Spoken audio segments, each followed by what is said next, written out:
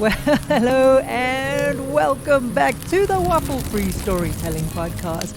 It's Konstant here, and you know we're not going to mess about with the waffle because it's down in the show notes. So that means we can jump right into today's story, which is called Your Kind of Trouble. And it's all about Tiri. She came down to the kitchen like she did every morning, dressed and ready for the day. As usual, her brother sat at the table with his breakfast bowl emptying fast. "So," he said when he finished, "what have you got on your to-do list today?" As always, Tiri pulled a crushed piece of paper from her pocket. She smoothed it and straightened it and laid it flat. She had been given that piece of paper on her 6th birthday by her parents, who told her that if she wanted them to be proud of her, then she must do what that piece of paper said every day. Tiri pointed to the single line on it. "What it says here," she said. "Don't make trouble." She frowned at her brother. "What are you going to do?" Ignoring his parents' demands for him to get to work and not be late, Tiri's brother shrugged and said, "Nah, I got plans of my own, little sis. Rockin' and rollin' with a buddy today." Then, just as he was about to leave the house, he turned to Tiri. "What if," he said, "your kind of trouble is exactly what the world needs?" Tiri tucked the scrap of paper into her pocket and got on with her day. She did what she was told. She finished every job. She smiled and obeyed. She made no trouble, even when the demands were foolish, pointless, unreasonable, or unpleasant. Like when Old Man Crabbit told her to break down a birdhouse she had just constructed. Or when Baker Mac told her to leave the stale bread on the shelves for people to buy. Stale bread. Or when she was made to sit through an inane village meeting where the council elders argued and fought and refused to agree what to do with the village square. Maybe that was why what her brother said had stuck with her. That night, Tiri went to bed feeling frustrated and sad. Frustrated because she had spent every minute of her day filled with other people's wishes and desires. And sad because she knew in her own heart that she was scared of defying those who set out her day. Every minute she felt the tension in her soul of what would happen if she made a mistake or upset or offended anyone. She knew something had to change, but she didn't really know where to start. So the next morning she went downstairs, and as always her brother was having breakfast.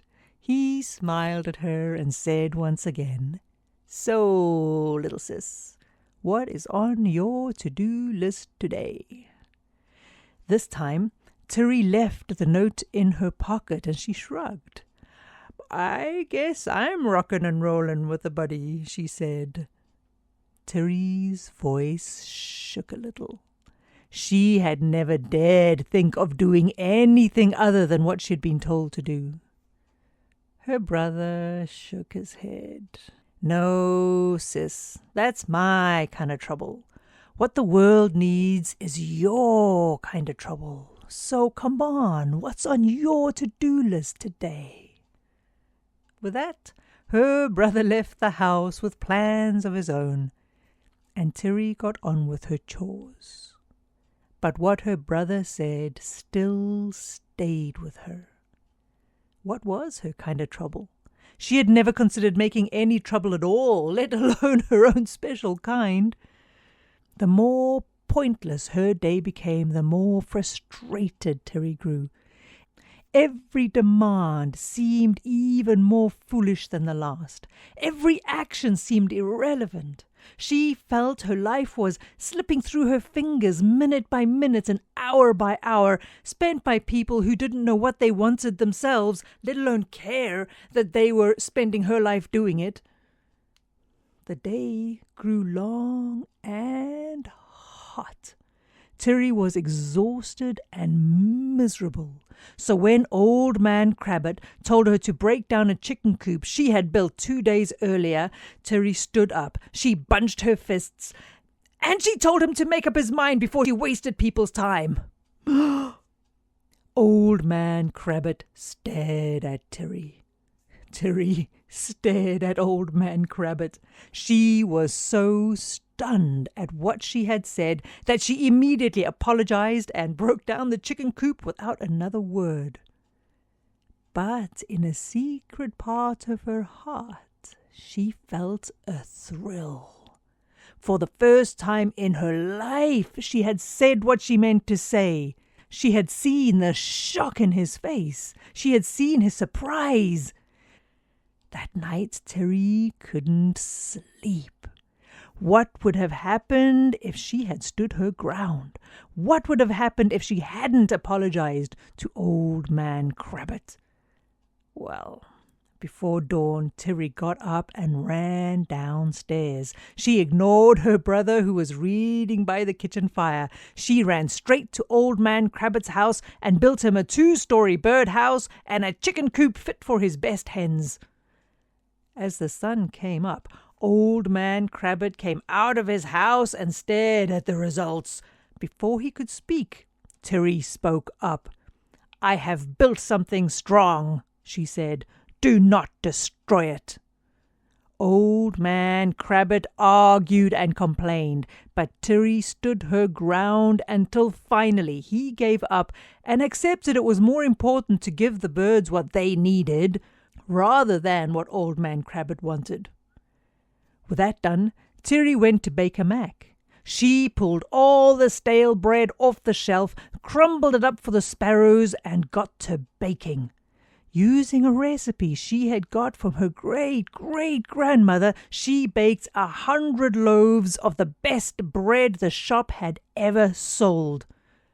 When Baker Mac came into his kitchen at noon, Tiri held up her hand before he could speak.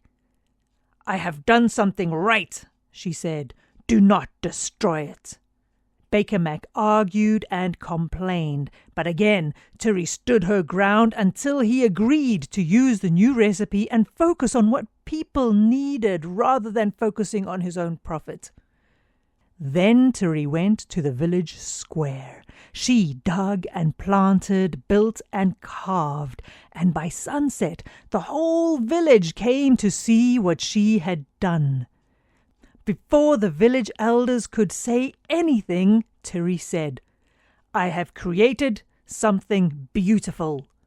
Do not destroy it."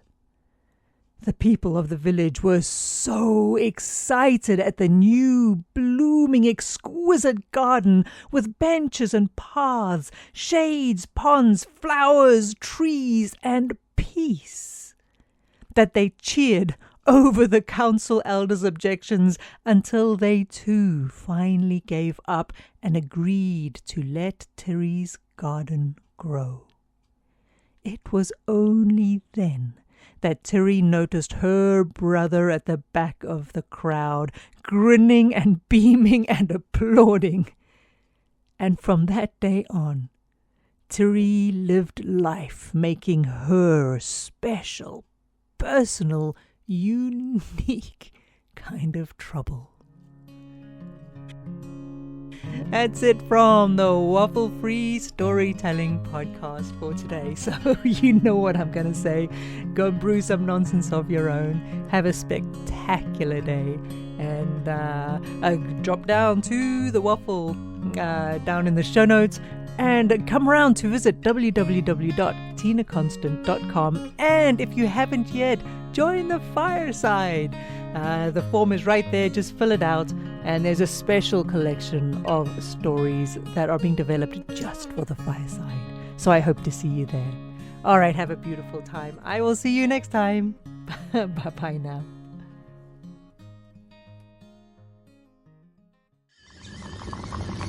Hey.